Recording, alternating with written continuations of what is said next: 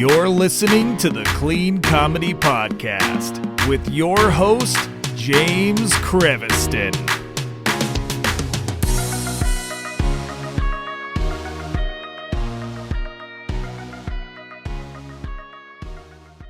Hey, everybody, welcome to the Clean Comedy Podcast. It's James, and today I have my very good friend, one of the people that have mentored me. If you listened to last week's episode, I talked about people that were important in my comedy career that have helped me out, and Agostino Zoida is probably one of those biggest influences as well. He's been there for me, kicked me in the butt when I needed it, just called me out on stuff, helped me work on jokes. I've reworked jokes for him. I just did a set, the other week based on some of the notes that he gave me, and it went amazing. My wife literally said, that's the best set you've ever done. Like, no way. Yeah, she literally said, I recorded it, I sent it to her. She goes, that's the best set you've ever done. I was like, and there was only like 8 people in the room, but it just was like a whole nother level. Things were clicking, right? It was just going, so it was great. So Agostino, thank you for being on the podcast again, my friend. Oh, no worries, dude. I'm glad it's going good. It is going great, and that's why I'm very excited to go for Darren. So the goal is go with Darren, do those 3 shows, murder, right? Because I have people that I grew up in Texas, so I have people that know me from childhood coming to see me do stand-up that have never seen me do stand-up before. So if I don't murder, it's gonna be bad. Like, I'm gonna look like an idiot. So I've really been working hard. Yeah, I'm excited. So I've been reworking stuff and just doing it. And then that goal is to have a good tape for one of those shows and send it off to the people at Dry Bar, and then get that approved and get that process going and get the Dry Bar going. So then do more things. Nice, man. I was just telling somebody today that like my the only time I ever really get nervous anymore, like really, really nervous, is when I have friends and family in the crowd. It's the worst. My grandma's coming, and my childhood best friend just texted me today and said, "Hey man, I got tickets." Like, we've been friends since we were like in 1st grade, and like he was like my big brother. He would always look out for me. I was a small kid, tiny kid. Yeah. But I was a kid with the biggest mouth, so I would and he would fight all my fights for me. Like, I didn't ever have to fight as a kid. He would beat up people for me. Well, that's going to be fun. Like, that's going to be awesome. No, you're going to have a good time. But I mean, your grandma would make me nervous. My grandma's the coolest, though. My grandma's literally the coolest person ever. I would get nervous if I was performing in front of your grandma. No, you wouldn't, because my grandma is like super cool. Like, she's down. Legitimately the coolest person ever. Like, I used to watch Stripes with my grandma. Okay, like, yeah, like nothing's gonna. My grandma. This is a true story. My grandma rented Pretty Woman when it first came out, and we watched it not knowing what it was about. Now, imagine watching Pretty Woman with your grandma. I don't know if you remember that movie. Do you remember the opening sequence? The opening sequence where she busts out all the like, legitimately, I watched that with my grandma. It's the most uncomfortable moment of my life. And I was like, we were like, oh, it was the most uncomfortable movie of my life. But I've also seen Rumble in the Bronx with my grandma. Waterworld is one of our favorite movies that we've ever seen together. Like, legitimately, she is like the coolest person, and she was. Oh, well, that's awesome, dude. Yeah. So no, I'm not worried about that. I get in my head, like, I've done shows where like another comic's father was in there and mother, and they were older, and I'm just like, I mean, you know me, I could be a little controversial or edgy or dirty, and like I'll say stuff and I'll be like, James's dad, I'm sorry. I'll like say it from the stage. You know what I mean? Like, forget about my parents being there. That's hilarious. So I want to talk to you because you inspired me to go out and reach out to do some weird things, which led to the Alaska trip that David Studebaker and I went on, that Chris Cope's about to go on in August. And I'm going to talk to him when he comes back from it, because I want to hear his thoughts, because it's a unique place. But you booked all these breweries. You did a bunch of brewery tours, which is very unique. I mean, it's not super unique as like, oh, nobody's ever done it before, but it's unique that that you've strung them together to do a lot of up and down the West Coast. Yeah. Boston is the one in Arkansas that you're going to do. Is that at a brewery too, or is that a comedy club? No, that's a comedy club. Okay. So yeah. And then the other one is, what was the other one? Arkansas and. Oh, what I have coming up? Yeah. Okay. So August 31st through September 4th, I'm in Little Rock, Arkansas. But then I have Omaha and Lincoln, Nebraska. Those are brewery tours. And that's September 15th and 16th. And then Boston's a brewery. Yeah. And see, that's the thing. Those are not traditionally places where you would think stand-up would be, right? Like, if I thought about that, I'd think, oh, musical acts would do better at a brewery. But you've proven, and also Stephanie Clark has also proven out here, that breweries are great for comedy. And I just kind of want to know like the history of how you got that started. Like, what made you think like I should reach out to a brewery? How do you get that process started? Because that's a difficult thing for a comedian to do. First of all, to get those going, and secondly, to string them together to be able to constantly have work off of it. You know? Well, it started with wineries actually. Oh, okay. Years and years and years. It probably I would say maybe 8 to 10 years ago, Oh, because wow. my sister lives in Northern California, kind of close to the vineyards. She's a giant fan of wine, her and her husband. My wife is a giant fan of wine tastings and stuff like that. So I just went one day to, what we should do. We should combine this. You know what I mean? Like, I think it really hit me one day when I was reaching out to Airbnb, because Airbnb has not only places to stay, but they have Airbnb experience. Okay. So if you go to Airbnb, you'll be like stays, and you can book a house. But if you click on experience, whatever city you're going to, they will show you things to do. And I thought this will be great to sell tickets to comedy shows. So I'll advertise on Airbnb when people are traveling. But Airbnb was so strict about who they lit, and it cannot just be something that they can get anywhere. It can't be like a comedy show ticket, my band is playing. It's got to be like educational and experience. Like we learned how to make pots out of clay type of stuff. So but I mean, I'm sure that sounds fun if you and the wife are traveling for I don't know, I would do that with my wife.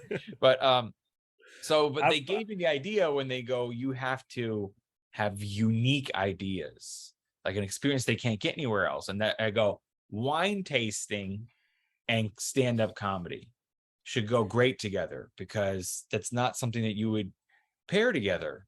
You go out wine tasting, which is great. It's a lot of fun. You sit in a cellar sometimes, or an outdoor venue, whatever they got. You taste all these wines, but why wouldn't you have a stand-up comic Yeah. put on a whole comedy show? So I actually did have some success doing that. I stopped doing it for a little while, and then I started up again when craft beer became the The new thing. wine tasting. You Yeah. can go beer tasting. You can sit down at a brewery and they'll be like, here's our 6 beers on a flight. Yeah. And you'll taste beers, and people will, I like that one, and then buy the 6-pack, or what do they call it? The growler of it, Oh, the and take it growler. Yeah. home. Yeah. So, and then my other sister, who lives here in Southern California, is heavily involved in that world. She has a beer account. She's like, if you're a beer person, like if you're plugged into that world, you'll know my sister. Like she's she's a Sicilian beer kitten. Like that's her account. I swear to God that's her Instagram handle. So that's her handle. And I mean, it's huge. Like she will have people sending her beer to take pictures of it and stuff like Wow. that. Yeah, it's a big account. So like if you're in the beer world in Southern California, a brewery, you know her. So I thought to myself, like, maybe I'll pair up with her.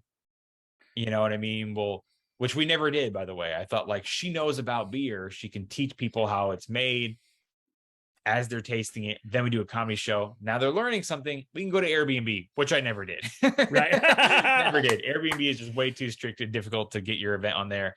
But and then the pandemic hit, and I had to cancel a bunch of dates. But then in 2021, I started hitting those places again. Hey, so you want to get that date again? And I just have worked with some really great places that I will continue to work with them. I mean, Right. why not, dude? Why not? Yeah. And what's the hardest part about that? Because you're going to a venue that's not a traditional comedy club, right? So then now there's extra things involved, mics, speakers, all those kind of things that you either have to provide, or you have to make sure that they can let you use or have Yeah. connected to their system, whatever it is. And then you have to book everything yourself. You have to travel there, all that stuff. What's the hardest part about? Like, what's the thing that always at the last minute you're always like, oh, this thing could go wrong? Like, what's the biggest thing? Is it other comedians usually, or what? So the hardest thing is always getting people there. But yeah, that's not what you're asking. You're asking about Well, the yeah, last that's minute hard things for that go wrong. Yeah. everything, even comedy Anywhere. clubs. Yeah. Yeah. I think the hardest thing is that you're dealing with people that aren't used to comedy events. Okay. So when you go to a comedy club, the managers know what they're doing. Right. And the staff knows what they're doing. They know when to take a drink order. They know when to close the check because the headliner got the light. They know how the room should look. When you're doing a brewery or a bar show or something like that, and you're counting on them to have everything ready for you when you get there, have another thing coming. You got another thing coming. They're gonna have the chairs way too far apart from each other, so the laughs aren't gonna travel right. They're going to have the tables in the wrong place. And then what bothers me the most is, like, I don't mind doing the work, dude. I do a lot of work. I'll even get there early or the day before, and I help you set up the whole room. I don't care to do any of that stuff. What bothers me the most is when I show up to perform, don't make me do nothing. Yeah.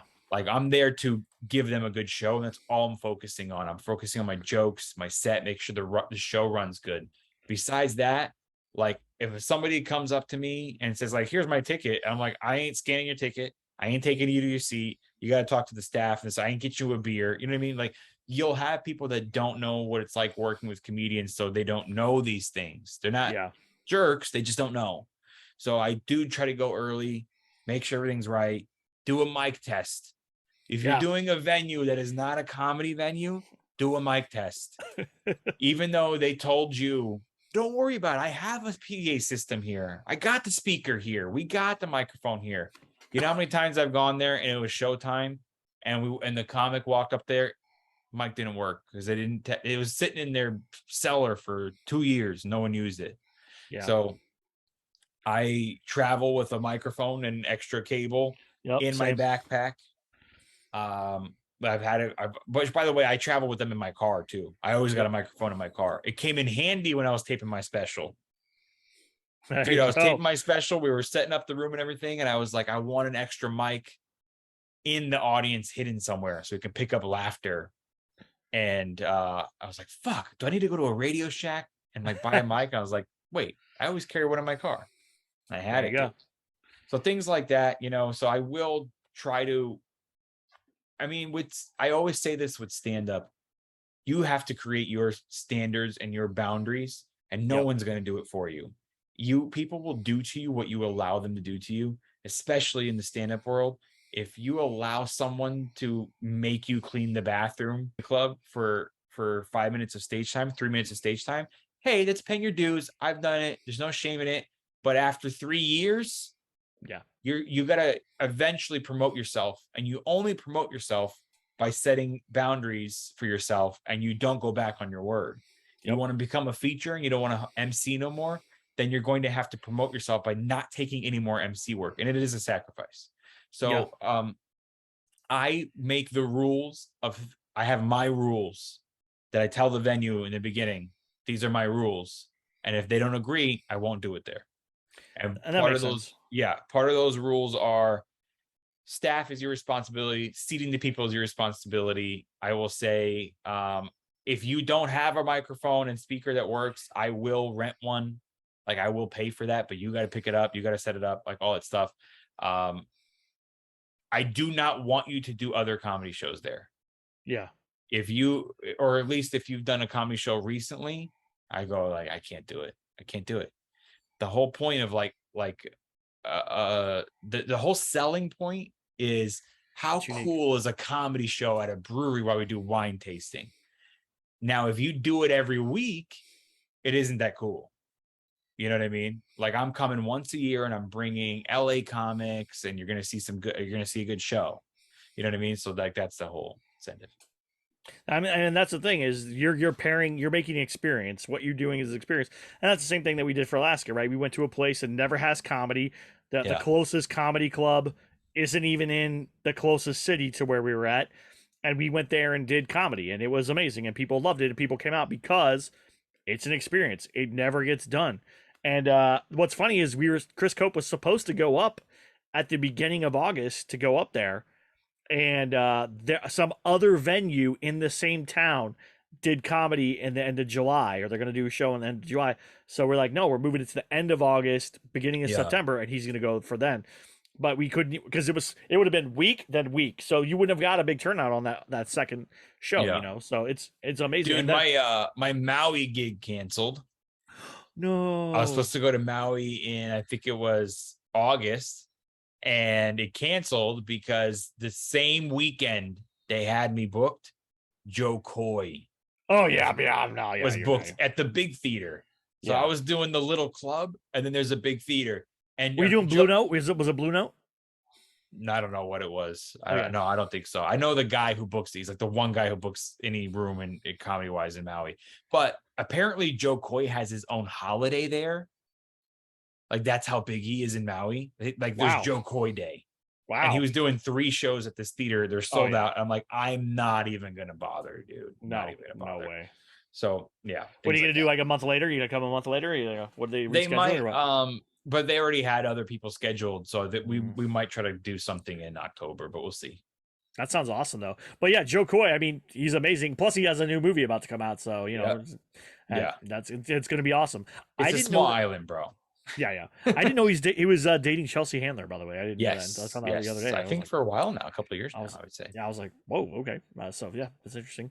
But that's the thing is, comedians, I think non-comedy people sometimes don't realize how hard that is. It's like, no, people will come. No, you don't understand. If there was a guy here last week telling jokes, they came and they hated it, right? Say that guy or sucked. There's that too. Yeah.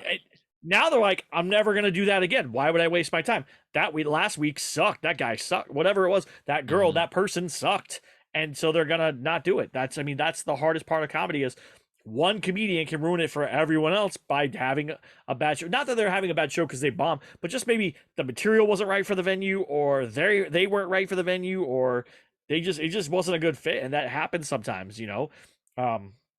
And that's why I think it's hard for comedy clubs in LA too to constantly be packed. Like the Comedy Store is constantly packed because everyone thinks Dave Chappelle's going to drop in there at any moment, and he might, and he might, or Kevin Hart's going to roll in there, or Joe Rogan's going to roll in. So everyone is going to keep going because they think that. But your Flappers isn't packed every night. The Improv isn't packed every night. The Laugh Factory's not packed every night. It's just not. There are a lot of those places are not packed. Ha Ha's not packed every night. Comedy Chateau's not packed every night. Yeah, everybody's got a gimmick. Everybody's got their gimmick. It's like you got to work an angle. Like they got Latino night. Yeah, they got you know what I mean. They're chocolate Sundays and whatever. Yes, yeah. The Monday night taco deal, whatever it is. Yeah, but yeah, dude, stuff like that, man. It's people do not realize what. And then the odds are, a lot of the venues that I won't work with anymore, they're continuing to do comedy after I left.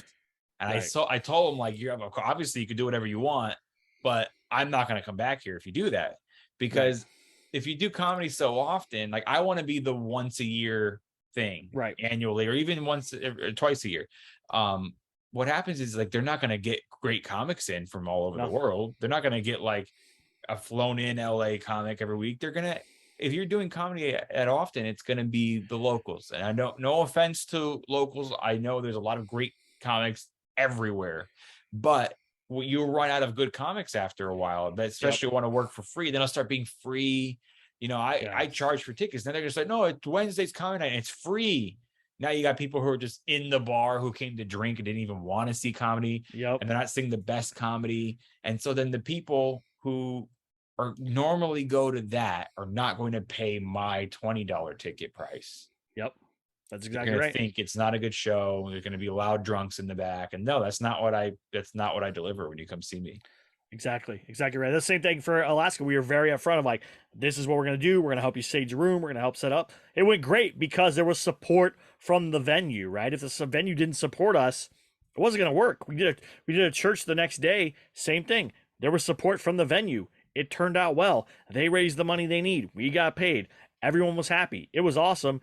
And they were like, can you come back? When can you come back? People want this. You know, the only problem that we had was it was the nice time of year in Alaska. So more people started to go outside, go camping, hunting, all that stuff. Okay. So it was less people, but they're like November, October, November, January, February, not December, January, February, March, April. Those are your times. Come.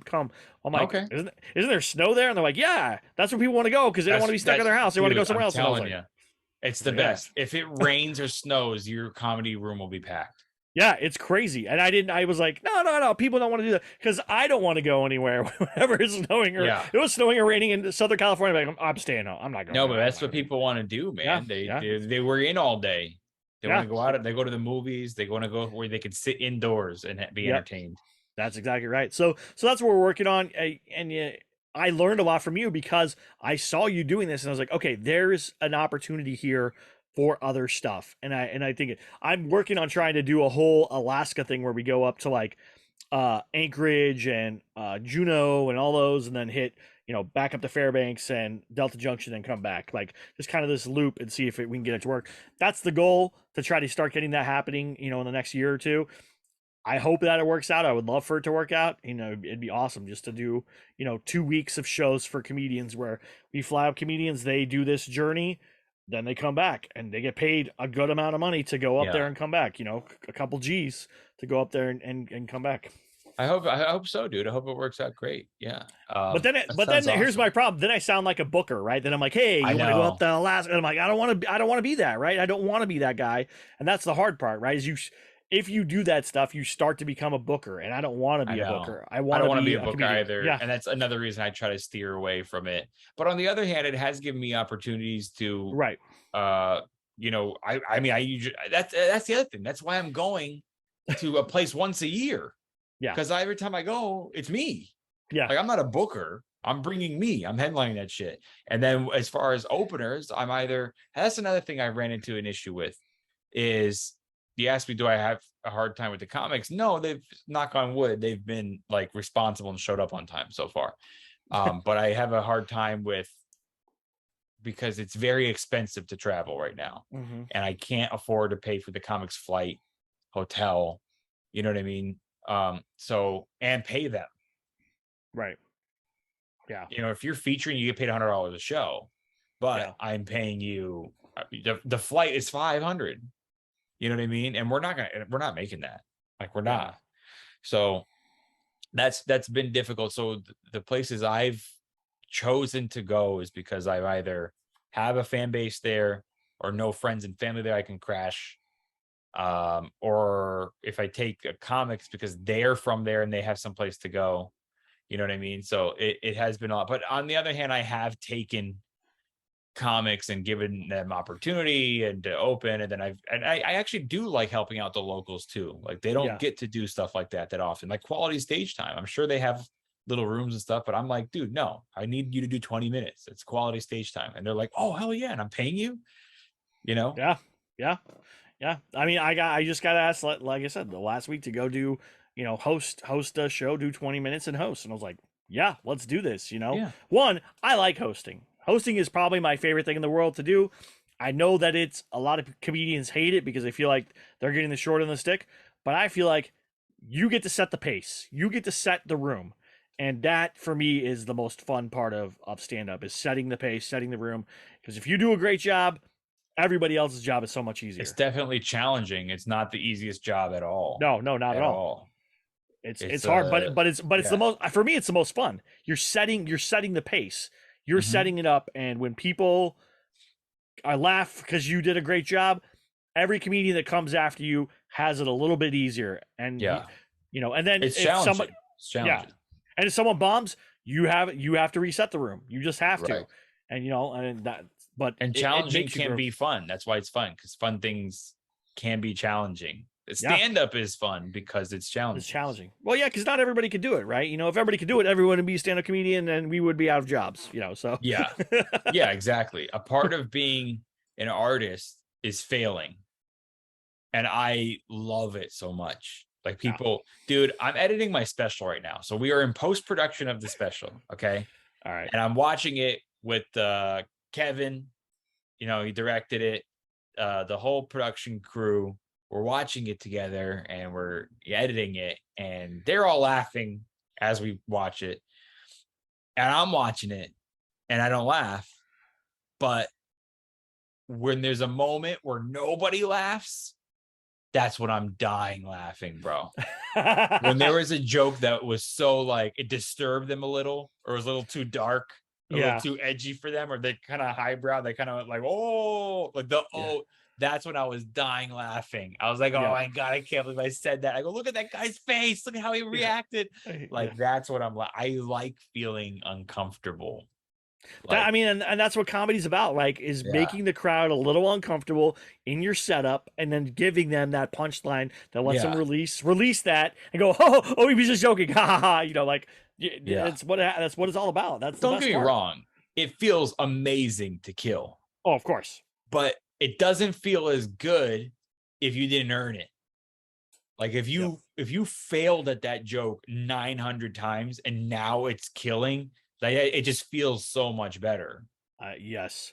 I know. I redeemed myself because I think I told you, we talked about this. We went and had lunch one day, and I told you that the FTB joke, the Feed the Bears joke that I do, bombed terribly in Alaska. It was the only time ever in my career that joke has ever failed. Ever. I went and did it last week. Boom! Everyone loved it. I know every beat of that joke, and I know every response to every beat of that joke, and everything happened like clockwork. And I was like, it's not the joke. It was the crowd. And I don't say blame the crowd ever, but the crowd just didn't like that joke, and that's okay. They're allowed to not like the joke. Yeah. But I know that joke works, and it murdered, and it was perfect. And I was like, yeah, I know you're not supposed to blame the crowd, and I agree with it. In some ways, I agree with it. I agree with it in the way that it lets the artist know to always look of how you could have done better. Right.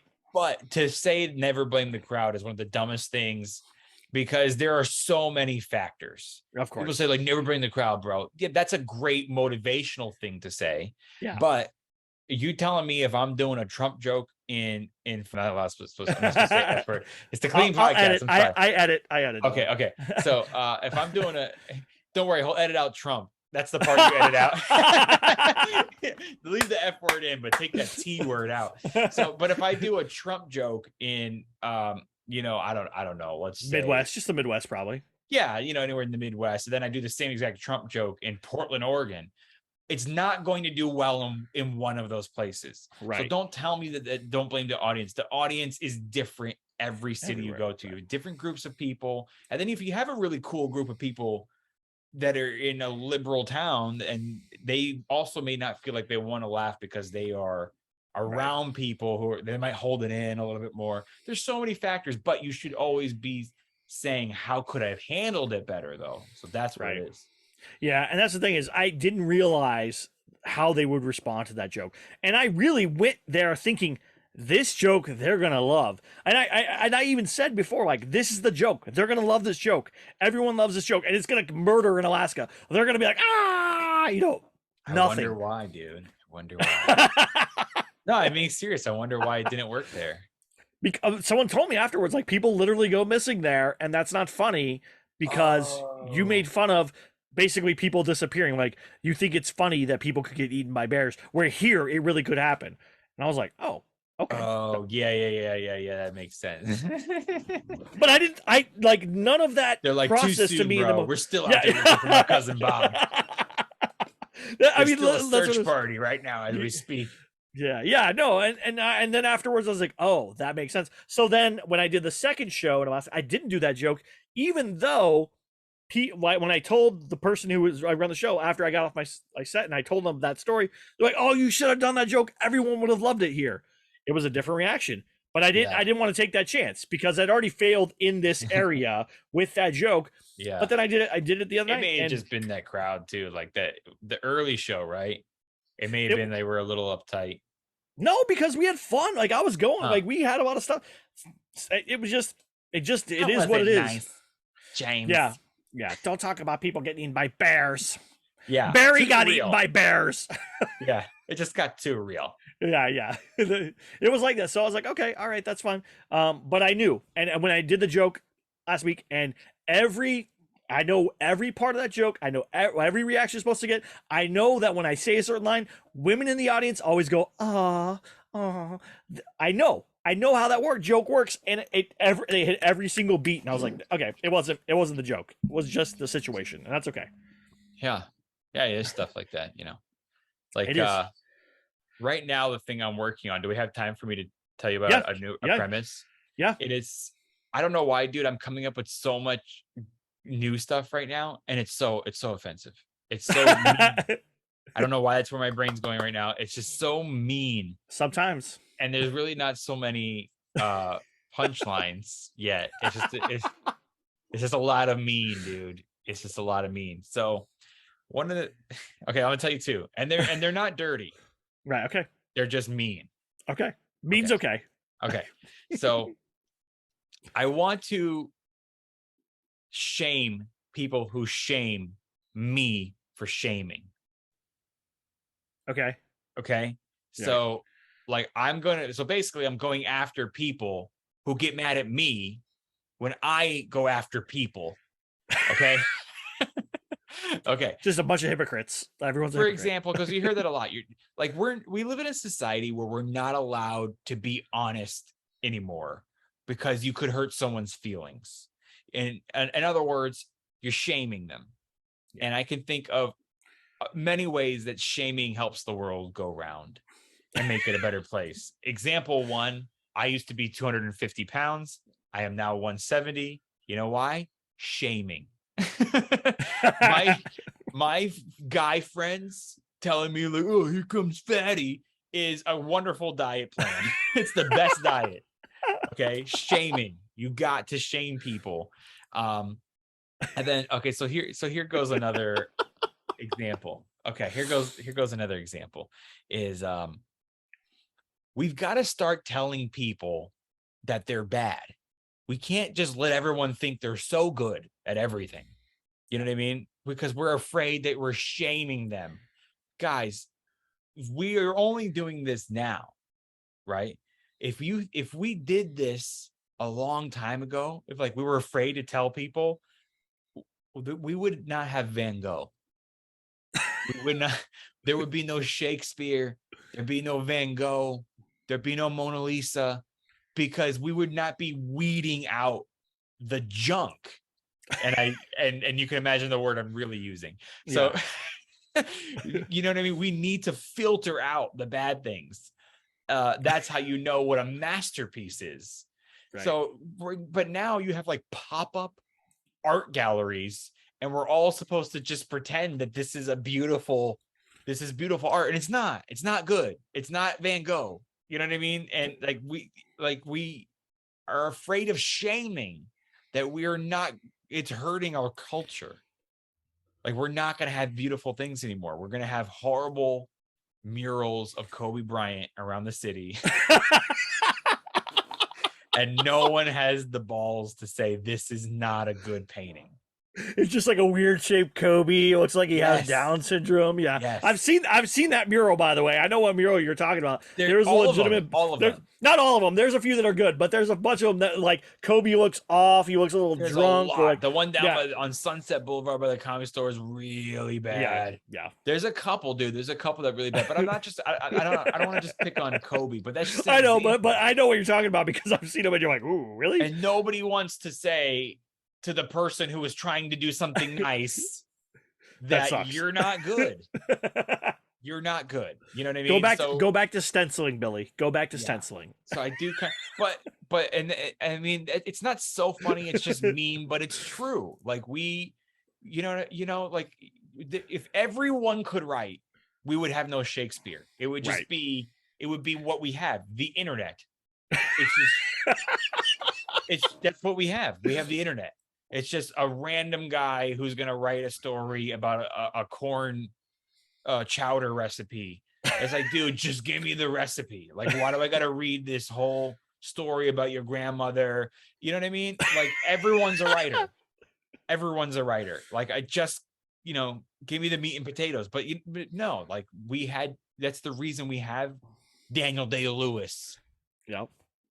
That's why we have Daniel Day-Lewis. And it's because someone was saying no to the other 499 actors that showed up. No. And as sad as that is, I know what rejection feels like. It hurts, but it is the truth that will let you move on to find your thing. And also, this is what reminded me of it. You're not truly an artist until you failed. Yep.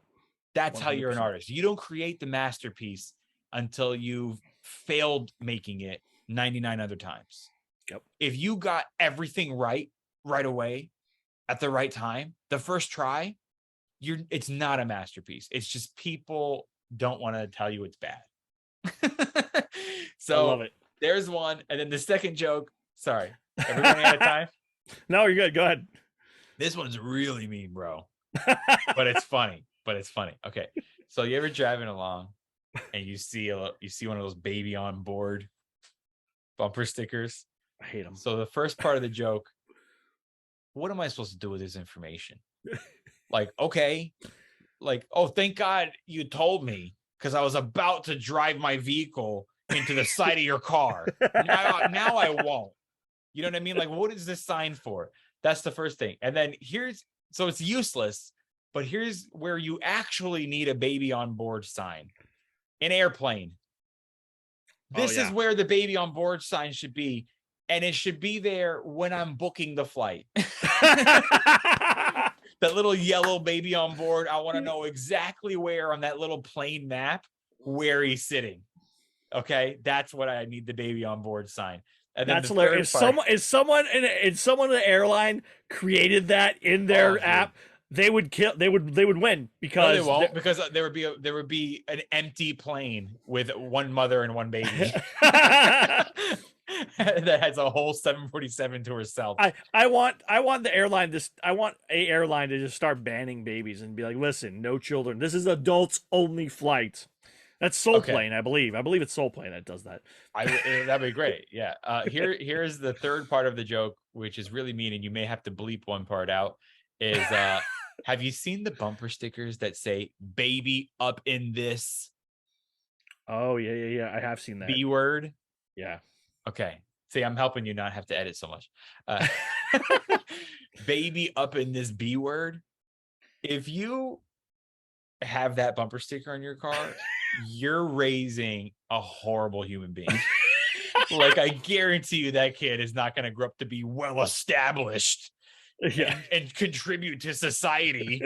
Like, I'm not saying that the kid deserves to die in a car accident, but I am saying if it did happen, it's probably better for the world in the future. Like, if you have a baby up in this bee on your car and you're driving around with it, that the kid you're raising is just going to grow up to be another dude who's like, why'd I get banned off Facebook? You know what I mean? Because have you ever seen people who complain about getting banned off Facebook? Go look at their Facebook. It says you curse like a truck driver. And I'm not saying you shouldn't have freedom of speech, but you should have common sense. You know what I mean? About who's driving behind you, or what you should or shouldn't say. Is it funny between you and your friends if you say baby up in this? Sure. Is it nice for the grandma driving behind you? You know what I mean? Like, you just you're not raising a kid with values. Anyway, this is my new premises. Those are good. Those are good. That's a kid that grows up to call his mom that word, by the way. Yeah, exactly. I guarantee you're not raising a well-established child. No, not at all. No. That kid's definitely going to juvenile hall. Let's not lie to ourselves. Oh yeah. Yeah. That's awesome. And then they're gonna be in a van that says convict on board. They're got an orange jumpsuit on. Well, my mom, I was up in that. Yes. The stuff I'm coming up with is so mean, and it's because I really think the worst of people when I go out in the world, and everything everybody does bothers me. You know, you got to stay off Facebook. Yeah, I try. I really try. I have no Facebook. I was like, I'm done with it. I can't deal with it's that. It's awful. My Instagram automatically sends everything to Facebook just so I keep it alive, but I'm not on there. Yeah, no, I can't deal with that.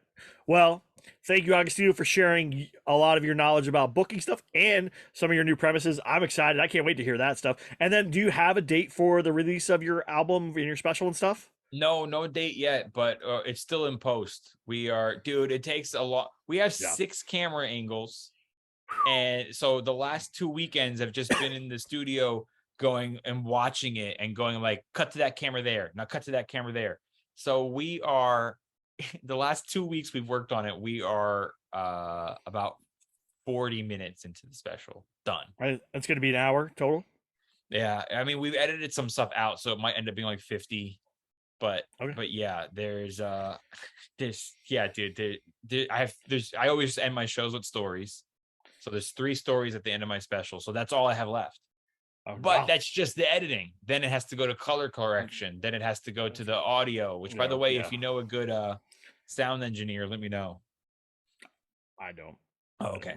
I'm sure I'm sure there's a ton of great sound engineers. I have had people refer me to some. It's very expensive. So what I really mean is, if there's a sound engineer out there who will give me a deal. Yeah. There you go. Well, thank you so much. Where can people find you? Where can they find all your stuff and your podcast? Please follow me on Instagram, because I'm on there the most and I put most of my content there. It's at Agostino Zoida and everything. But I have a lot of great shows. I have Homeschool Podcast. James just did it. I have the Movie Stash podcast, which is me and my friend reviewing movies, new movies, old movies. And there's movie trivia at the end. Whoever wins movie trivia gets to choose the next movie that we force the other one to watch. The 5-minute episodes of that show is on Instagram. If you want the full discussion, which is about a half hour usually, you watch them on YouTube. I could really use some love on YouTube. So please go subscribe over there. It's great content, stand-up, movie reviews, me cooking stuff. It's great. Everything is at Homeschooled Entertainment. That's the name of my YouTube channel, or just search my name and you'll find it.